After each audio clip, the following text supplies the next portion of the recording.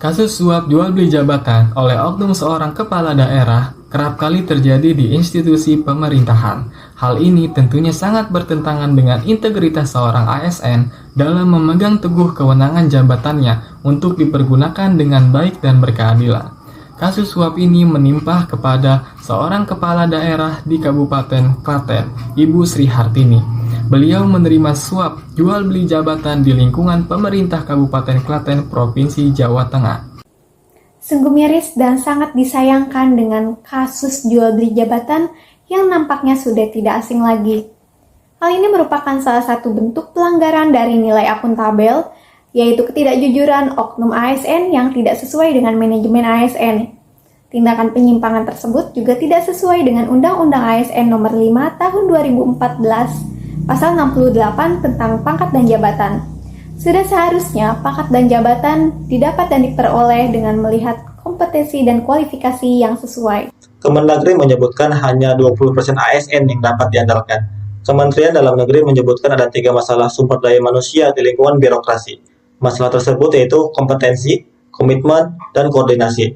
Menurut Dirjen Bina Keuangan Daerah Kemendagri, Agus Fatoni menyebutkan bahwa hanya 20% ASN yang dapat diandalkan, bisa dipercaya penuh, dan bisa menjalankan tugas dengan baik. Ini menjadi catatan serius untuk segera dilakukan perbaikan. Peningkatan sumber daya manusia di era digital yang sejalan dengan manajemen ASN sangatlah penting untuk menghadapi tantangan dan peluang yang ditawarkan oleh perkembangan teknologi. Upaya yang dapat dilakukan untuk peningkatan SDM dengan melakukan seleksi dan rekrutmen yang kompetitif, pelatihan dan pengembangan, peningkatan literasi digital, evaluasi kinerja yang teratur, pengembangan karir, budaya organisasi yang mendorong pembelajaran, kolaborasi dan komunikasi yang efektif, pengakuan dan insentif, serta perbaikan kebijakan dan sistem manajemen. Adapun upaya yang dilakukan untuk peningkatan SDM haruslah berkelanjutan dan terus-menerus, serta disesuaikan dengan kebutuhan dan tuntutan perubahan dalam lingkungan kerja dan petugas ASN. Dalam rangka mewujudkan Smart ASN tahun 2024, Badan Kepegawaian Negara telah mencanangkan program CMB, Coaching, Monitoring, dan Belajar Mandiri bagi para aparatur sipil negara.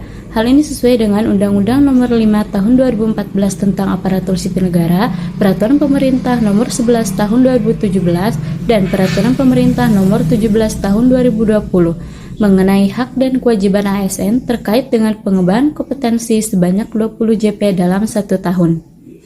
Menurut Purwanto, selaku narasumber mengatakan bahwa surat edaran coaching, mentoring, dan belajar mandiri ini memiliki tujuan untuk memenuhi kesenjangan penilaian pada indeks profesionalitas ASN.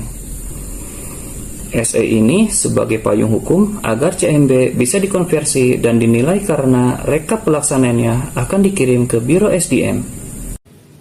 Mall Pelayanan Publik atau MPP Kabupaten Pandeglang merupakan mall pelayanan publik pertama di Provinsi Banten. Pusat pelayanan modern ini memberikan pelayanan yang cepat, mudah, terjangkau, aman, dan nyaman bagi masyarakat Pandeglang. Dalam 2 tahun pengoperasiannya, terdapat 1.173 pelayanan publik dari 26 konter dan menjadi salah satu rujukan untuk pembuatan MPP di daerah lain di Indonesia. Mall Pelayanan Publik Kabupaten Pandeglang menjadi contoh inovasi dalam mengoptimalkan pelayanan publik yang perlu ditunjang dengan peningkatan kompetensi pegawai untuk menunjang kinerjanya.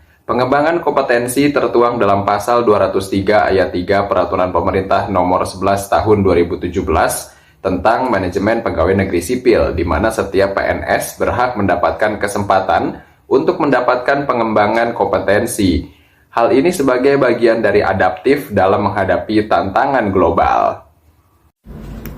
Berita kali ini datang dari 216 aparatur sipil negara di pemerintahan Kabupaten Lebak yang dikatakan tidak masuk kerja pada hari pertama libur pasca Lebaran Idul Fitri tahun 2023.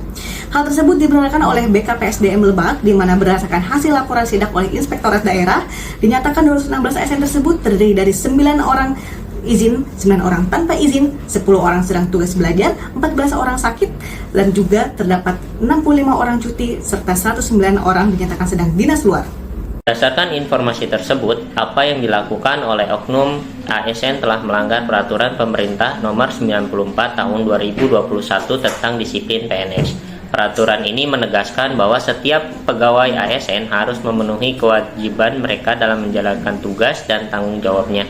Mereka diharapkan untuk bekerja dengan etikat baik, jujur, dan bertanggung jawab dalam melaksanakan tugas pelayanan publik. Selain itu, disiplin pegawai juga mencakup ketaatan terhadap peraturan perundang-undangan, kebijakan, dan aturan internal yang berlaku. Demikianlah berita terkini yang kami sajikan. Terima kasih atas perhatian Anda. Sampai jumpa.